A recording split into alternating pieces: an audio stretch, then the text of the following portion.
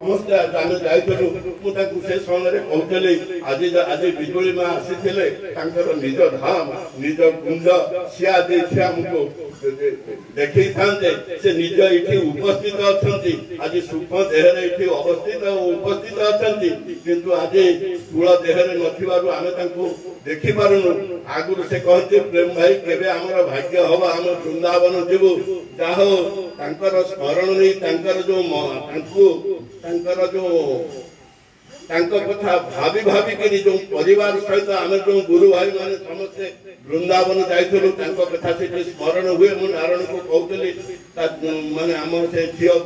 मान को बुढ़िया बुढ़िया आज से झील मान को कहते आज माँ थिला बेले आम जो सत्संग करुले कौटी करुले ना कुसुम सरोवर कटे आम जो सत्संग करुले मुझे कहते आज बिजुली मारते ये जो परिसर कुसुम सरोवर जो शोभा देखी से बड़ आनंद पाई था ईश्वर इच्छा से सूक्ष्म देहरे अच्छा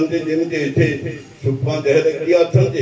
उद्धव जमी कुसुम सरोवर तटे सूक्ष्म देहरे से उपस्थित रही गुलम आकार से भाव आज ये आमर विशाखा सखी बिजुली माँ